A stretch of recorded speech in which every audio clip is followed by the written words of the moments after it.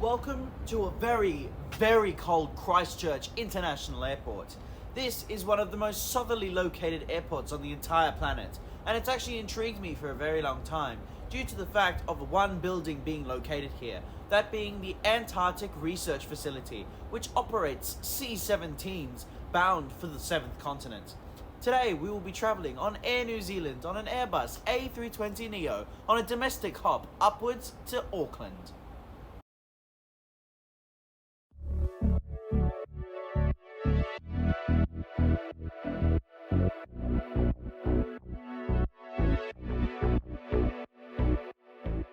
Having never been to the South Island before, I severely underestimated how cold Christchurch is, being only 2 degrees centigrade that morning.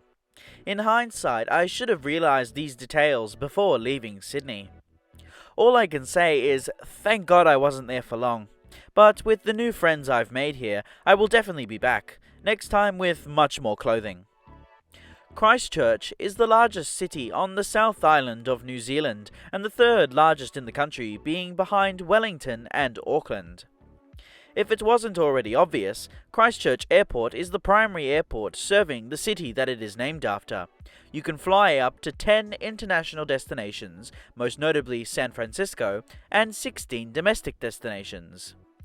As stated in my introduction, Christchurch Airport is also a hub for the Antarctic Research Facility, which, during the summer months, operates flights for scientists and researchers using US Air Force C-17s, which is pretty cool in my opinion.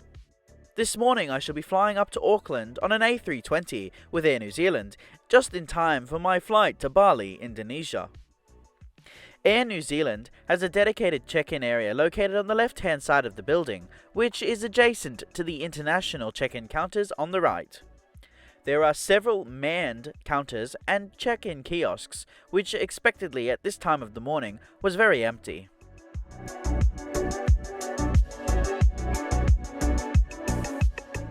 I found the kiosks to be very easy to use, however a tad bit on the slow side, but it was manageable.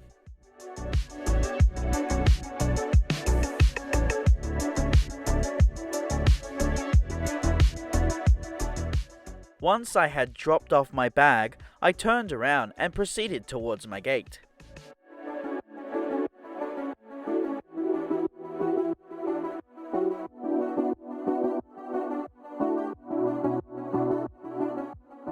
New Zealand is different from that of Australia in that their ATR and Dash 8 operated flights do not require security screening, which to me is a little concerning.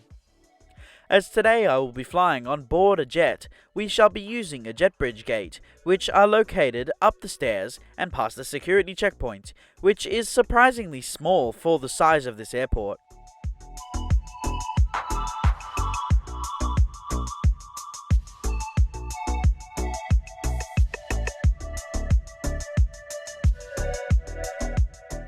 Post-security is a fairly decently sized waiting room with food and retail outlets, which at this early hour are all closed.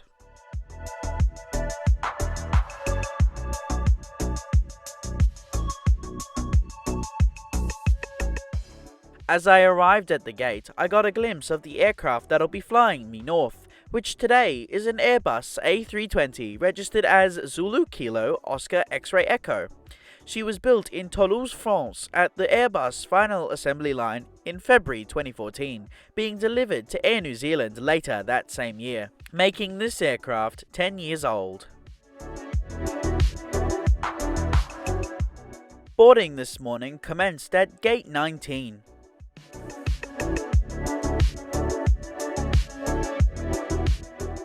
As I stepped out onto the ramp, I was pulled aside by a ground staff member and verbally abused for filming on the ground. I was told to delete all footage, otherwise I would have been kicked from the flight. Not wanting to cause any further problems, I complied with his orders and I stepped on board the aircraft. However, before I could reach my seat, I was pulled aside once again by the same ground staff and I was told not to film on board the aircraft either. Moving forward, Air New Zealand's A320s are in an all-economy class layout with 171 seats in a 3-3 layout. Interestingly, the first 12 rows are spacious seats, which the first row on the right-hand side is missing. The standard economy class seat has 31 inches of pitch and 17.5 inches of width. There is a standard tray table that folds down and extends. In the seat pocket you'll find a safety card, air sickness bag and an Air New Zealand magazine. Above are individual reading lights, air vents and a flight attendant call button.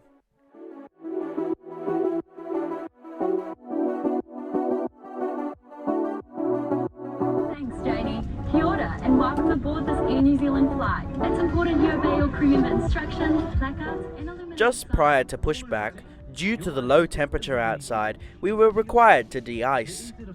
De-icing is, well, it's in the name. The point is to remove the jagged ice from the leading edge of the wings, which if not removed can cause a serious reduction in lift generated by the wings, which could result in a crash. Eventually, the de-icing procedure was completed and we were pushed back from the gate 11 minutes behind our scheduled departure time.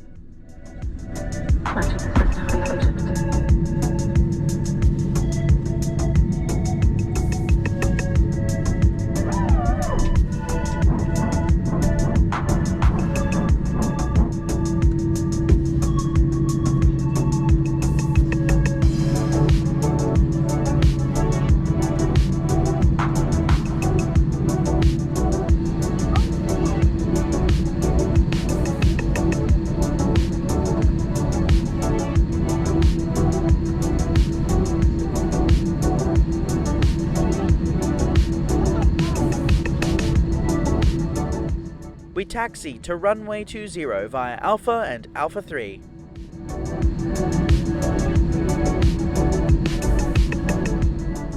Now please enjoy this unedited takeoff.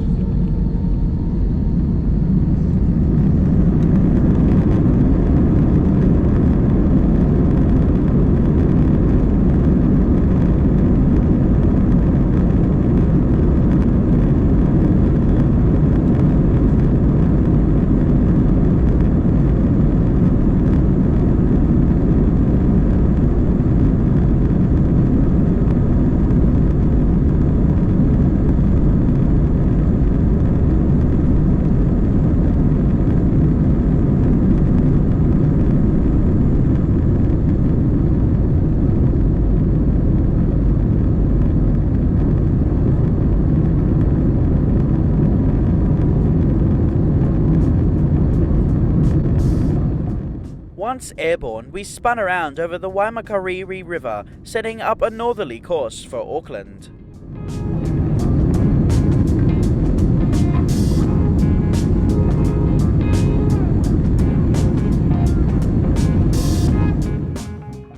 Flight time today is 1 hour and 1 minute, covering a distance of 478 miles or 769 kilometers, cruising at 37,000 feet.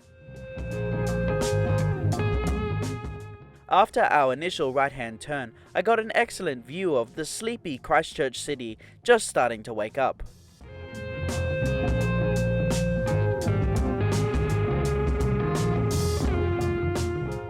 As we passed by Tapawai O'Onuku, or the highest peak on the South Island, sitting at 2,885 meters high, we were served tea, coffee or water and a packet of chocolate-covered pretzels, which were really good and remind me of Pocky.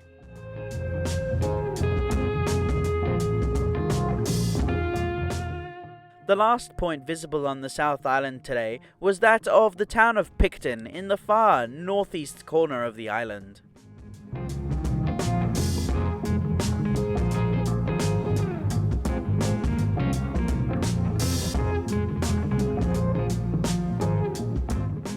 After crossing the Tasman Sea, we hit landfall on the North Island, Specifically, down below was Wanganui, and just in the distance was the tiny hill of Tau Matawhakatangi Hanga Koa Wea Tamatero Turu Pukaka Piki Manahoro Nuku Pokai Whenua Kitana Tahu. God, that is a mouthful. Later, we flew by Tongariro National Park, which is the site where the infamous Mount Doom scenes in The Lord of the Rings was filmed. Just prior to descent, the famous Air New Zealand lolly was handed out to all passengers. This particular one was orange flavoured. On board the aircraft are 3 bathrooms, all of which look pretty much exactly the same, and they have everything you typically expect to find for an economy bathroom, including that of hand soap.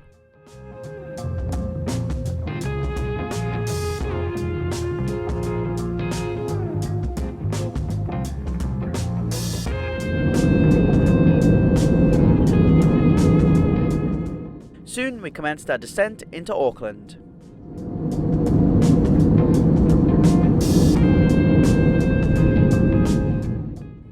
Generally speaking, I recommend sitting on the right hand side of the aircraft when flying into Auckland, as you get great views of the harbour, countryside, city, or the islands to the northeast. However, in today's case, it wasn't the smartest decision because the sun was blaring in my face, making it very difficult to enjoy the views outside, but I did what I could to get over it, including wearing sunnies and sticking a magazine in front of my face. Eventually, the clouds shrouded the sun and I could see the southern suburbs of Auckland. Now please enjoy this unedited landing.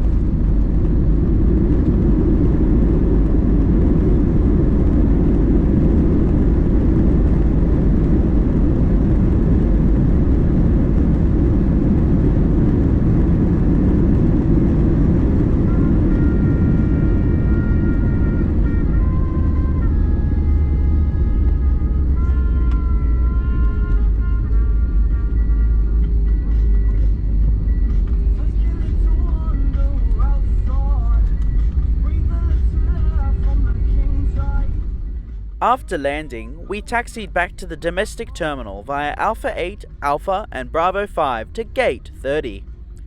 We pulled into the gate perfectly on time. Stepping off the aircraft, being much more cautious about filming than what I was in Christchurch, I made my way inside the terminal building towards baggage reclaim. Air New Zealand Domestic Economy Class. What an interesting experience. Other than being told off worse than I have ever been told off before, everything went smoothly and was quite well done on Air New Zealand's part. Their hospitality on board was one of class and efficiency. I particularly liked the crew in Auckland on arrival. They were able to guide me towards the international terminal, as I had genuinely no clue where I was going. The food on board was about what I was expecting for an economy flight, being very similar to Rex flights back in Australia. I would also like to mention that since this video was filmed, I received an apology from Air New Zealand after I had made a complaint by email, which I have since accepted, as technically it was not Air New Zealand's fault, rather Swissport. The question is, would I fly Air New Zealand domestically again?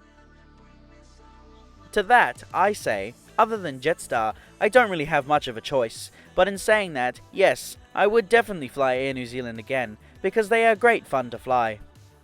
Thank you so much for watching this video. I hope you enjoyed it. Please like, comment and subscribe. Make sure to check out the other videos I have on my YouTube channel, and also I now have a Discord server. Feel free to join, link at the top of the description. And don't forget to ring that notification bell if you enjoy my content, and if you would like to see more, I post my videos every single Friday at 8 PM Sydney time. And I hope to see you again in the next one. See you later!